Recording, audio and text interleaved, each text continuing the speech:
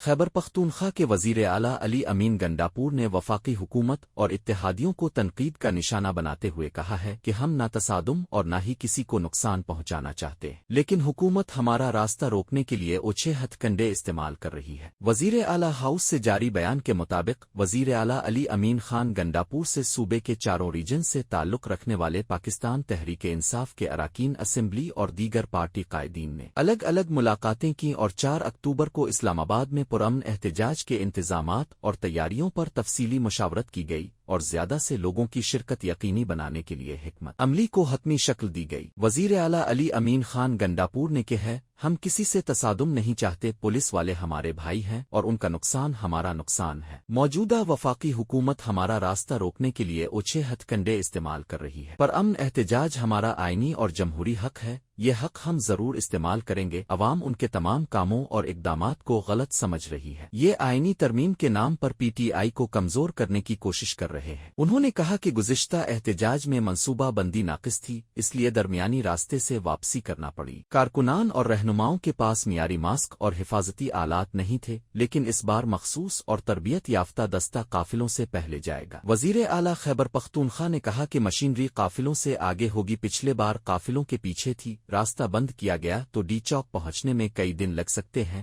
مکمل تیاری کے ساتھ جائیں گے۔ 11 بجے پشاور اور 12 بجے کے بعد سوابی سے قافلے جائیں گے، اور اجلاس میں فیصلہ کیا گیا کہ احتجاج کے لیے جانے والے تمام قافلوں کی قیادت وزیر اعلیٰ خود کریں گے۔ ان کا مزید کہنا تھا کہ قائدین قافلوں میں نظم و ضبط اور طے شدہ لائحہ عمل پر عمل درآمد یقینی بنائیں، ہم پر امن انداز میں اپنا جمہوری حق استعمال کریں گے، کسی کو نقصان پہنچانا ہمارا مقصد نہیں ہے۔ وزیر اعلیٰ علی امین گنڈاپور نے گفتگو کرتے ہوئے کہا کہ پرامن احتجاج میں شرکت کے لیے زیادہ سے زیادہ کارکنان اور عوام کو متحرک کرنا ہے۔ خیبر پختونخوا کے قافلے ایک منظم انداز میں اسلام آباد پہنچیں گے اور پارٹی قائدین کو قافلوں کی قیادت کرنا ہوگی اور انہیں قیادت کا کردار ادا کرنا ہوگا۔